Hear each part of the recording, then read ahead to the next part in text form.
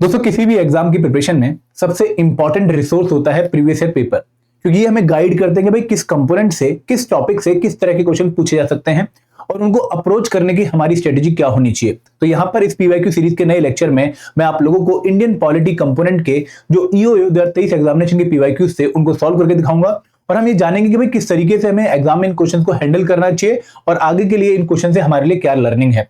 लेकिन आगे बढ़ने से पहले मैं आप लोगों से रिक्वेस्ट करूंगा कि अगर आप लोग हमारे चैनल पर नए हैं तो हमारा चैनल सब्सक्राइब करना ना भूलें और साथ ही साथ आप एक कंप्रिहेंसिव गाइड बुक डाउनलोड करना ना भूलें, जो कि बहुत जरूरी है आपकी इस एग्जाम की प्रिपरेशन में, क्योंकि यहाँ पर ना सिर्फ आपको डिकोडेड टॉपिक्स की लिस्ट मिलेगी कंपोनेंट वाइज, बल्कि आप लोगों को सॉल्व पीवाईक्यूज भी मिलेंगे जो कि बहुत जरूरी है आपकी प्रिपरेशन में। तो आप इनको डाउनलोड कर सकते हैं, लिंक इस गाइड बुक का फ्री में आपको इस वीडियो के डिस्क्रिप्शन में दिया गया है।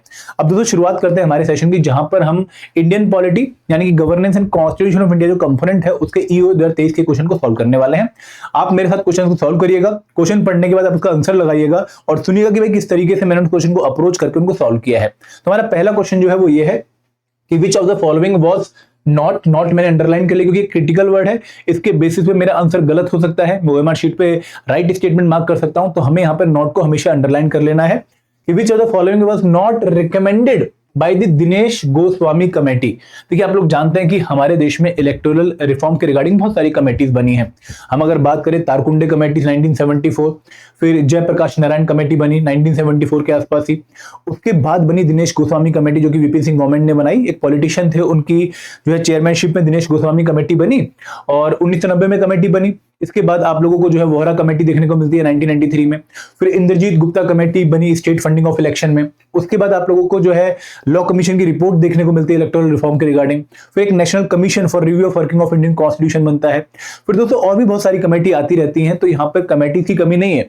बट इस पर्टिकुलर क्वेश्चन से हमें क्या मैसेज मिला कि भाई जितनी भी इलेक्टोरल रिफॉर्म की कमेटीज हैं वो एग्जाम के लिए इंपॉर्टेंट हैं और हमें इनके बारे में पता होना चाहिए। तो यहाँ पर बेसिकली इस क्वेश्चन में आपसे पूछा क्या गया है कि भाई जो दिनेश गोस्वामी कमेटी थी इलेक्टोरल रिफॉर्म के रिगार्डिंग, उसकी कौन सी इनमें से रिकमेंडेशन नहीं थी। देखो आपको इसके लिए दिनेश गोस्वामी कमेटी के बारे में पता होना चाहिए, उनकी मेजर रिकमेंडेशंस के बारे में पता होना चाहिए। अब इस क्वेश्चन के हम ऑप्शन पढ़ते हैं कि the appointment of the chief election commissioner should be made by the President of India in consultation with the Chief Justice of India and the leader of the opposition। कि भाई जो एक chief election commissioner होगा हमारे election commission of India में, उसकी appointment कौन करेगा? प्रेसिडेंट ऑफ इंडिया करेंगे। किसकी कंसल्टेशन के बाद करेंगे? कि भाई लीडर ऑफ अपोजिशन की कंसल्टेशन के बाद और चीफ जस्टिस ऑफ इंडिया की बाद। ये हमारी पहली स्टेटमेंट है।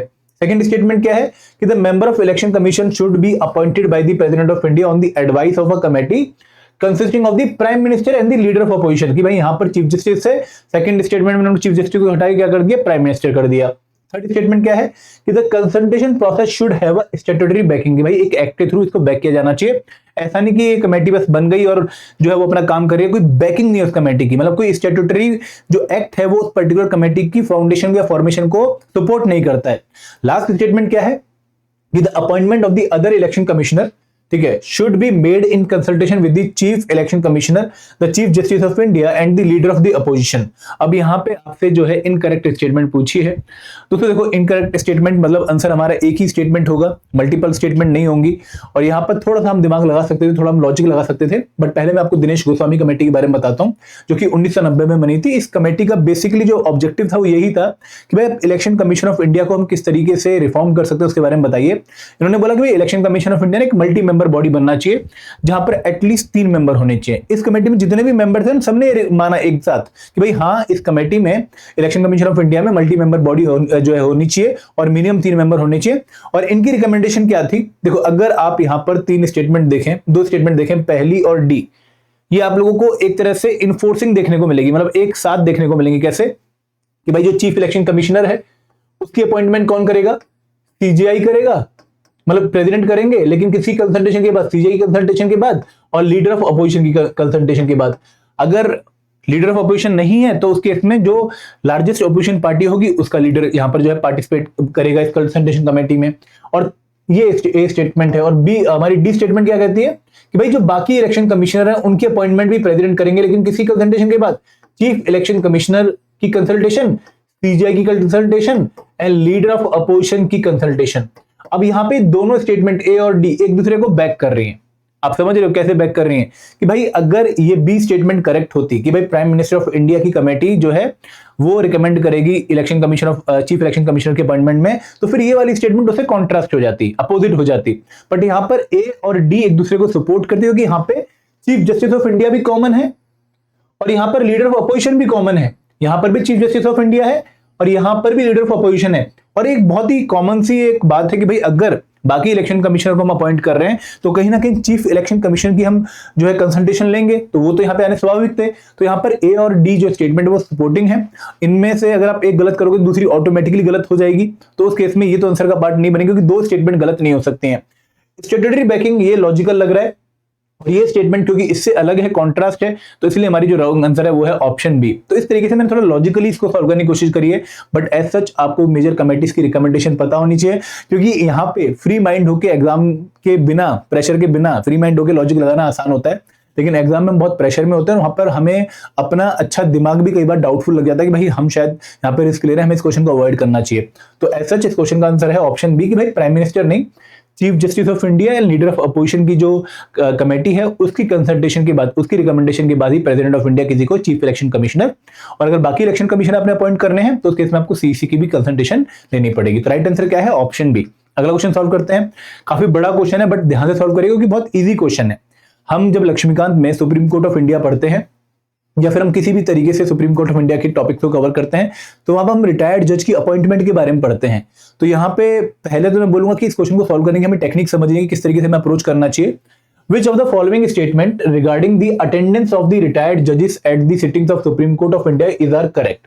मतलब होता क्या कि देखो, अगर कोई जज सुप्रीम कोर्ट का, हाई कोर्ट का रिटायर हो गया तो उसको दोबारा से सुप्रीम कोर्ट की प्रोसीडिंग्स में जज बनाया जा सकता है, उसकी अटेंडेंस द्वारा सिक्योर की जा सकती है। इसके रिगार्डिंग आपसे क्वेश्चन पूछा गया है कि इनके रिगार्डिंग कौन सी स्टेटमेंट सही है। यहाँ पे नहीं है, नहीं पूछा है, पूछा है।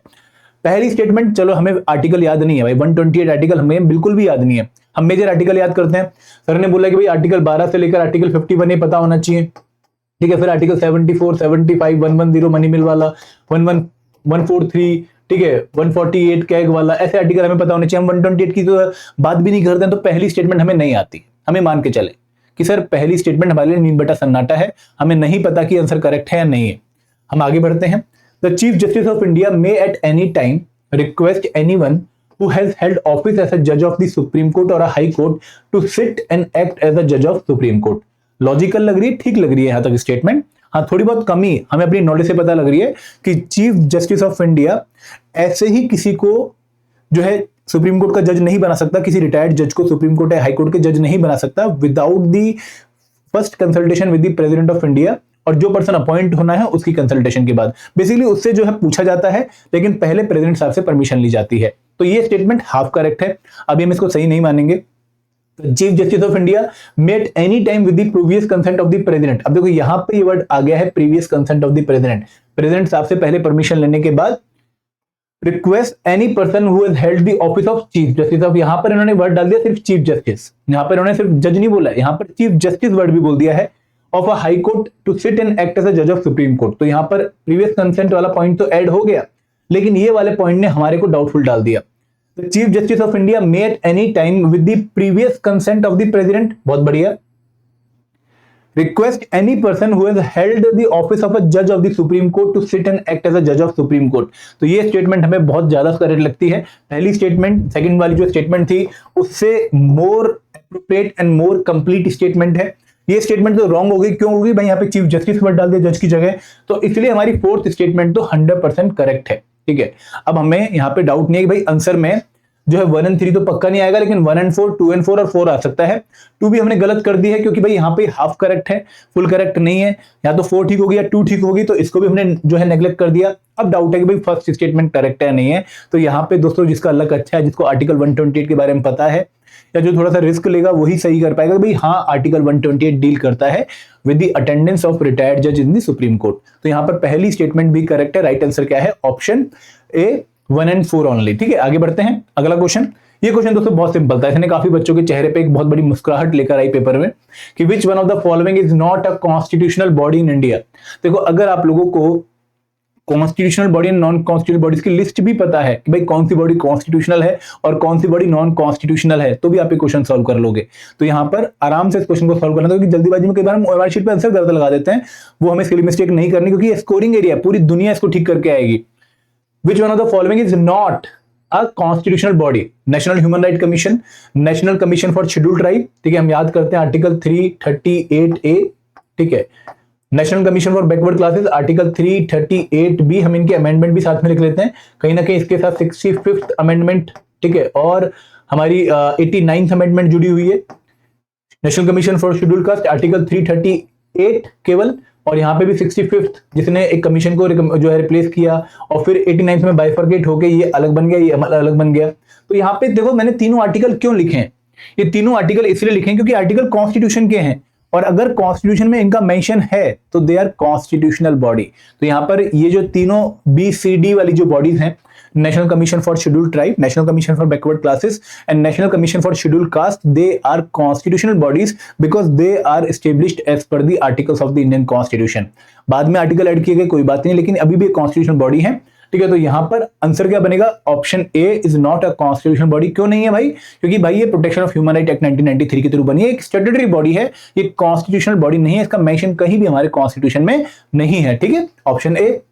आगे बढ़ते हैं। तो फिर एक बार मुझे चैट बॉक्स में सॉरी कमेंट सेक्शन में पक्का बताइएगा कि वो कौन सी अमेंडमेंट थी, वो कौन सी अमेंडमेंट थी 2018-19 की जिसके through national commission for backward classes बना है, जिससे उसको कॉन्स्टिट्यूशनल स्टेटस का दर्जा दिया गया है। आपको मुझे यहां पर कमेंट सेक्शन में हर एक बच्चे ने पक्का बताना है। आगे बढ़ते हैं। ये क्वेश्चन बहुत अच्छा था, आराम से सॉल्व करना था, कोई जल्दीबाजी नहीं करनी थी, क्योंकि क्वेश्चन देखने में लेंथी है लेकिन बहुत सिंपल क्वेश्चन था।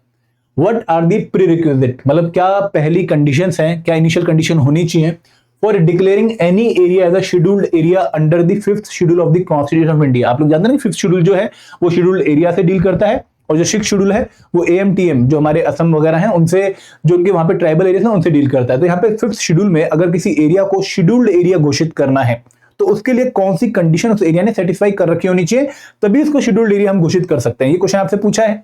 ऑप्शन क्या है?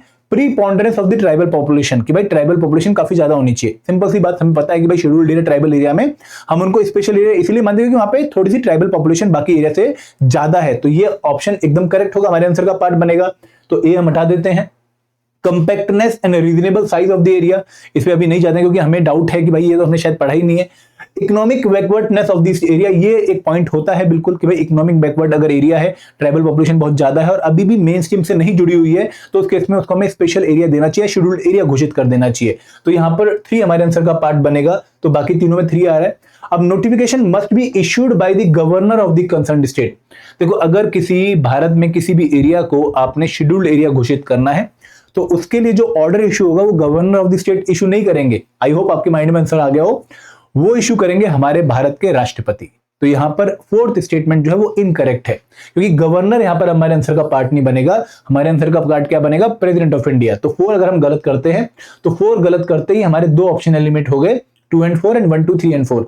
अब हमें डाउट है कि भाई compactness and reasonable size of the area, दोस्तों बिल्कुल ये भी एक वैलिड पॉइंट होता है जिसके बेसिस पे हम एक शेड्यूल्ड एरिया घोषित करें। बहुत बड़े एरिया को, बहुत बड़े स्टेट को ही शेड्यूल्ड एरिया घोषित नहीं कर सकते, क्योंकि वहां पे हम स्पेशल फोकस कैसे देंगे, उसकी मैनेजमेंट कैसे करेंगे। तो कहीं ना कहीं हम बहुत छोटे छोटे शेड्यूल्ड एरिया बनाते हैं। तो यहाँ पर ये जो पहले 3 ऑप्शन है 1, 2 and 3 they are the right answer, क्योंकि यहाँ पर ये 3 फैक्टर की बेसिस पे हम किसी एरिया को शेड्यूल्ड एरिया घोषित करते हैं। अब आते हैं last question of Indian polity पे। अगेन थोड़ा टेक्निकल क्वेश्चन, मैं इसे टफ क्वेश्चन ही बोलूंगा कि हम इतने डिटेल में कभी भी पॉलिटी नहीं पढ़ते हैं। हाँ नो डाउट अगर ये टॉपिक करंट अफेयर में होता और वहां से हमने कवर कर लिया तो फिर तो अच्छा था, बट अदरवाइज बुक्स वगैरह में हम इसको कवर नहीं करते हैं। The railway budget was separated from the general budget owing to, मतलब देखो हम ये जानते हैं कि भाई एक कमेटी थी 1924 में, आई होप आपने भी उसके बारे में सुना होगा, एक्वर्थ कमेटी। एक्वर्थ कमेटी की रिकमेंडेशन में 1924 में हमने जनरल बजट से रेलवे बजट को सेपरेट किया। लेकिन यहां पर उन्होंने कमेटी से भी डीप में जाके पूछा कि भाई वो कौन सी कन्वेंशन थी जिसको बेसिस मान के हमने इसको सेपरेट किया। एक्वर्थ कमेटी ने रिकमेंडेशन दे दी, लेकिन किस कन्वेंशन के बेसिस पे हमने जनरल बजट और रेलवे बजट को सेपरेट किया?